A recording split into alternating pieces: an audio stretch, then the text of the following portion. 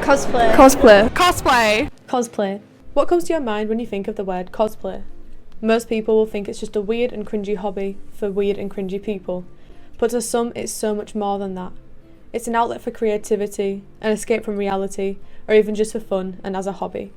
The first ever recorded cosplay was in 1939 at the World Science Fiction Convention, and although we can only date back to the first cosplay at this time, cosplay has most likely been around for decades or even centuries, with things like theatre being very similar to the more modern hobby. Though cosplay has definitely been around for much longer than we know, it wasn't necessarily a thing until the term was coined in Japan in the 1980s by Nobuyuki Takahashi. This became more popular in Eastern countries, especially Japan, which is why it is highly associated with anime and manga rather than science fiction and heroes like in the US. My personal story with cosplay began in 2019 on August 19th when I received my first ever cosplay. This was of the character Himiko Toga from My Hero Academia. At the time I felt a really deep connection with the character and I wanted to demonstrate my love for her through the videos and dances that I'd create. The day of filming this marks the 6th anniversary of my cosplay journey, and I'm so happy to be able to create a documentary as a way to inform more people of the ins and outs of cosplay. I began cosplay as a way to show appreciation for characters and medias I enjoyed. This included animes and even series and games. I continue to do cosplay to this day as I like to show my makeup skills and the love for makeup, and also to develop my skills in acting as it's something that aligns with my future career, which is being an actress.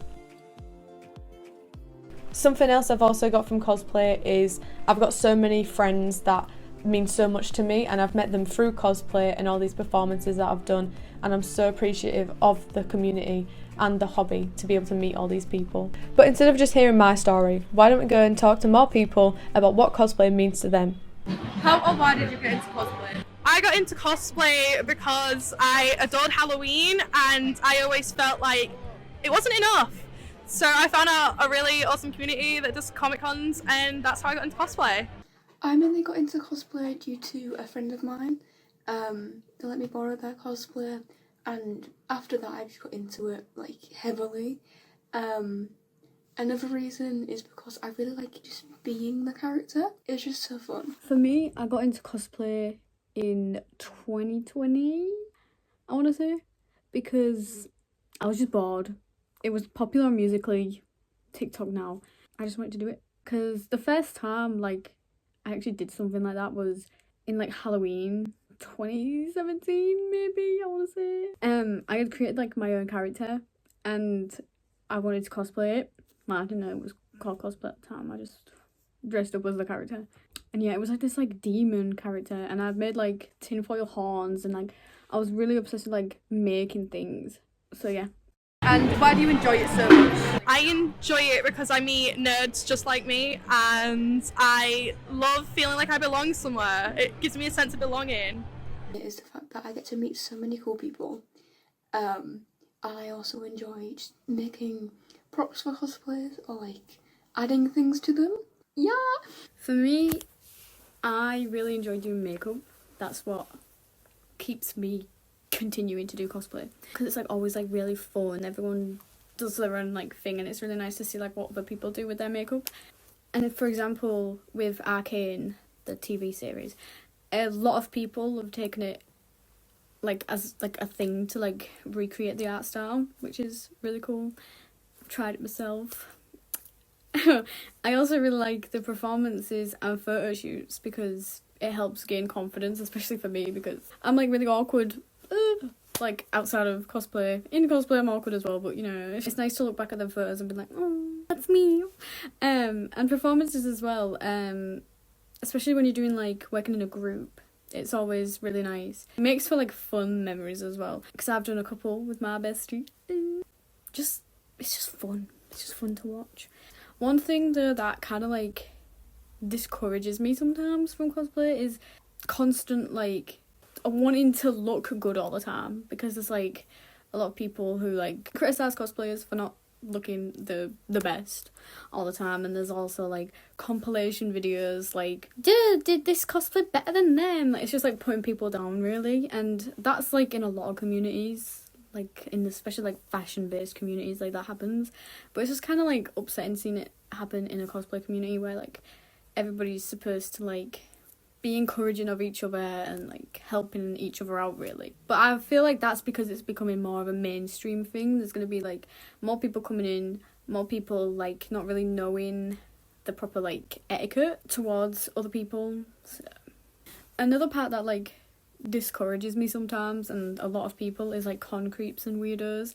There's people who can get like really comfortable like no matter how old you are, and you know.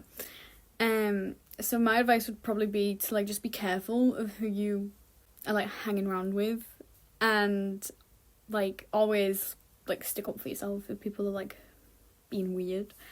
However, don't let me discourage you from like getting into cosplay spaces, because obviously it is really positive. Not everything is bad. Loads of people are like really supportive and really nice.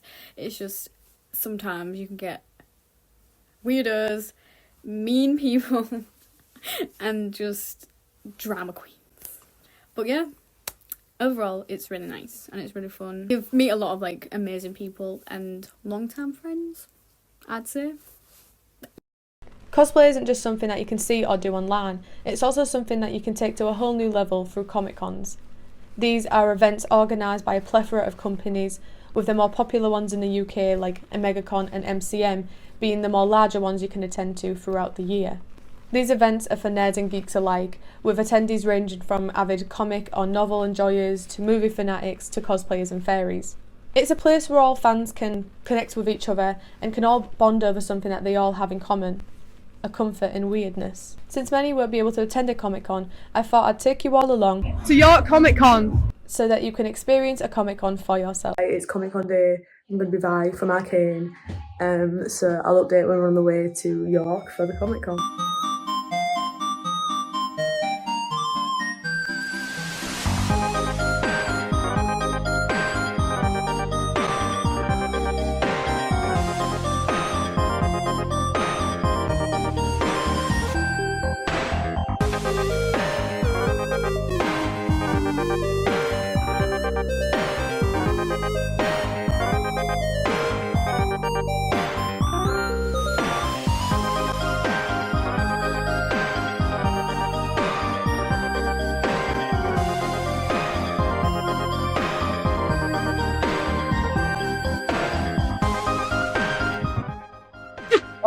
They're having a battle.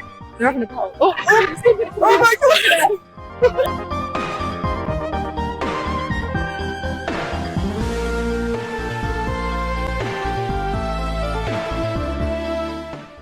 Hi, so this is me after Comic Con. I had so much fun. There was stalls like everywhere. There was like 3 floors, an outside bit. There was like trucks, cars, and there was people cosplaying from like everything. I got so many photos with people, and a lot of people asked me for photos, and I also did a photo shoot with our photographer. I honestly wish I could have bought like everything there. The stalls had such amazing artists, so I will show a clip of like some of the art that I found super good. There was prop makers, some clothing. There was stickers, key rings, prints, everything you could name. Like, it was amazing. I'd absolutely recommend you go to one if you are a bit of a nerd, especially if you want to meet people dressed as your favourite characters, and they were all so sweet. I can't say anything more. Comic Cons are also created with other hobbies in mind, such as artists and photographers. Often, shoots will be done during your time at a Comic Con. However, many cosplayers will book shoots in studios or specific locations according to the character with a photographer. Fortunately, I was able to interview a photographer that I have worked with many times before, and was able to ask a few questions during our shoot, so why don't we go listen to their responses. Would you say that photography is more of a job or hobby to you? To me, photography is definitely a hobby. It's hobby passion. I have earned money from it in the past, and I found that doing that rapidly removed pleasure from it, because you had the stresses of how many shoots do I need to do to get in a certain amount of money, and also people's expectations when they pay you just become completely bonkers. So for me now, it is purely a hobby and just for trying to create some beautiful fun images. And the cons didn't exist when I was young, So although I loved the sci-fi fantasy genres, by the time they actually came to the UK, I felt I was too old to really break into the cosplaying, and so it's nice to sort of still come along and see the amazing outfits that people have. How did you get into photography as a job at fairs? So just how I got into photography, initially got my first SLR when I was about 7, and I was only interested in taking plants up until I got my first girlfriend, and then she wondered why I had this good camera and never ever took a photo of her and was only interested in taking photos of plants. And so it was like, wow, you can take photos of people as well. And then I just sort of, my people photography would just be sort of friends and family. And then there was one point where I remember one of the in-laws saying, it's really interesting because we don't know whether Marcus actually takes good photos or whether it's only because we know the people in the photos that we like them. So I started doing some photography with models, and I did time for print, and then I found that I was getting a lot of inquiries, and so I was having to be quite selective about who I did photos with. And then I just remember turning someone down and then saying, well, I'll pay you for it. And it was, all right, okay, so not just doing it for free, but I get paid, fair enough. You then start taking on more and more, and then at that point you do the calculation of, if I wanted to give up my day job, how many shoots would I need to do? But also, is the stress level worth it? And I just found that after a couple of years of doing that, it was just not worth the money because I was no longer enjoying the photography. And it felt as if you were sort of devaluing the art, as it were, that you'd sold out. And then I just gradually moved towards deciding to pay models for photography time, because that way then there's no pressure on how fast you deliver things, whereas if you do it on a time for photos, then there is that expectation. So that's how I started, how I earned money from it, how I decided that actually spending money on it was better. Would you recommend the job or hobby to anyone else? I would absolutely recommend the hobby. I think it is a very, very rewarding hobby. There's so many styles you can do. It can be fun to experiment. There can be a point where you've finished experimenting and you think, right, I now know what I like and I'm just going to stick to what I like. But you can do it with any equipment at all, and you don't need a fancy camera. A good photographer can take good photos with a reasonably mediocre camera. So it is highly rewarding. I think from the job point of view, it's like a lot of things. There are a number of things that can be a passion, but if you do try to turn them into a money maker, you need a different mindset. But I also think that embarking on it now as a hobby is absolutely great. But I think with the advent of the AI models that we've got now, very, very soon, I think being a professional photographer is going to be incredibly tough. But like a lot of other things that are being replaced by AI generated content, the hobby side is still just as valid as ever.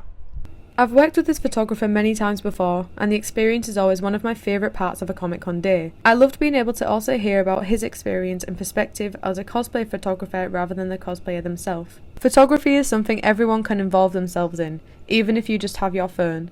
So if you're not interested in being in front of the camera or in a costume, then this could be your way of showing what you enjoy.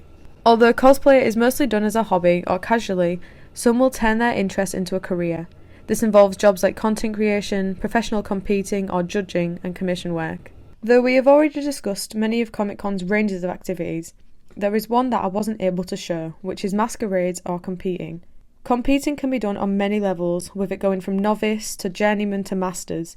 I have taken part in 2 competitions before as a novice, in 2023 and 2024 at MegaCon Manchester, and it was a really fun experience. If you have another skill you'd like to present, you can perform with things like singing, acting or dancing, like what me and my friend did. This type of competing is more common and casual, but many will progress further and present their craftsmanship skills with handmade costumes, wigs, props and armours. These events are larger in scale and therefore come with bigger prizes, which can include money, trophies, specialised awards for craftsmanship or performance, or even opportunities to advance to larger international competitions like the World Cosplay Summit. Cosplayers like Sarah Spaceman on YouTube are known for their participation in events like these, or even for judging them when their skills are of a professional.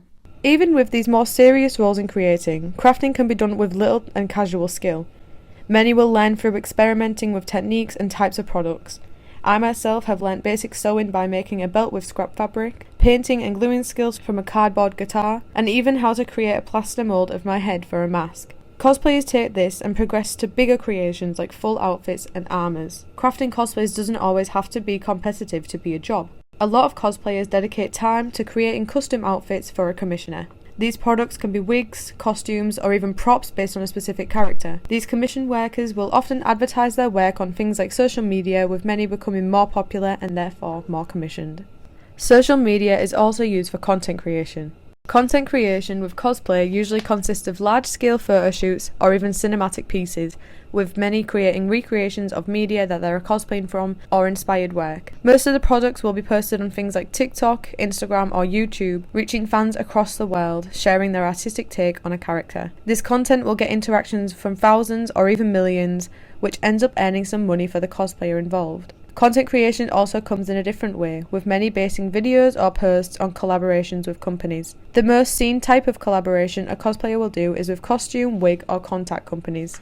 But many will have the opportunity to join a game maker or media creator, creating even larger opportunities for them. A cosplayer called Spill the Tea collaborated with Zenless Zone Zero and Metal Gear Solid and was invited by Paramount to see a special screening of Smile 2, and I was interested in her story and how she got to where she is now. So I took the chance to interview her about it, and this is how she responded. I'm T-Pen, though most people online know me as Spill the Tea or simply T. I'm a 19-year-old cosplayer, makeup artist, performer and singer with a passion for creativity and self-expression.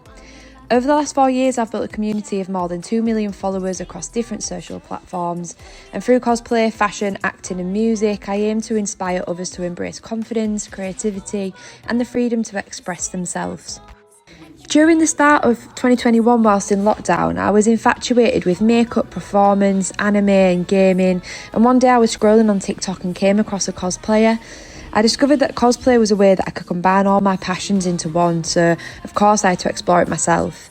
I bought a £3 shiny pink wig on eBay and decided to cosplay Sakike from The Disastrous Life of Sakike. After stealing my dad's jumper and drawing on some wonky pink eyebrows, I became Sakike. When I started cosplay, I didn't think I could turn it into a job. However, in December of 2021, I got my first collaboration with miHoYo from Genshin Impact. I've been fortunate enough to work with top leading brands such as Sega, Nintendo, Disney, miHoYo, Moose Toys, Bandai, etc. Because of these collaborations, I've been able to use them to fund cosplay itself, and unfortunately the nature of cosplay is expensive. Although I find it hard to admit, I would say that for now cosplaying is a job. For me, cosplay has never been about making money, it's always been about inspiring others to express themselves in whatever way they feel true to them. I desire for people to feel free to be creative, confident and unapologetically themselves. I'm very grateful that I've been able to turn something that I love into something that supports me financially, and I make sure to use what I earn to fund my cosplay, music and creative projects so that I can keep sharing and growing with my community. I strive to uplift, inspire and amuse others, offering them a distraction from their everyday lives. Empowering myself and empowering others is so crucial in 2025. The industry demands for innovation, artistry and originality. I wish for people to have a safe place where they can embrace their personalities. The magic in the transformation from a character and being able to channel my creativity into that always keeps me driven. The cosplay pushes me, evolving my abilities and letting me try things I never thought I would have. Cosplay ignites a fire in me that I really hope never goes out. On the other hand, I would say that the major downside is social media affecting my mental health and therefore stunting my creativity. A lot of the times I can find myself to be a workaholic, so I tend to become burnt out very easily. I struggle with consistency and having to manage and balance everything by myself.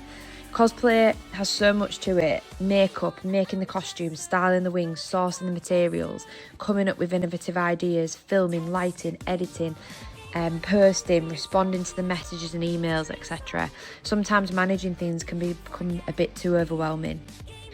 I believe that you should explore it as a hobby first. The main advice that I can give is to cosplay for yourself and not turn it into a chore or a job. Cosplay is a chance for you to escape into creativity, and you don't want it to be tarnished by it becoming a chore. I believe you should cosplay characters that you hold, love, and hold a great significance for. It helps you stay driven. Cosplay has brought so much light into so many people's lives, including mine, and we all want to share such an amazing hobby like that with everyone. Whether you want to do it in your bedroom, on stage, or in a studio space, the cosplay community has so much to offer. Kindness, connections, support, entertainment, skills, and even work. Anyone can take part no matter your race, gender, sexuality or style. Cosplay is for you, so don't be afraid to be you. Have comfort in your weirdness.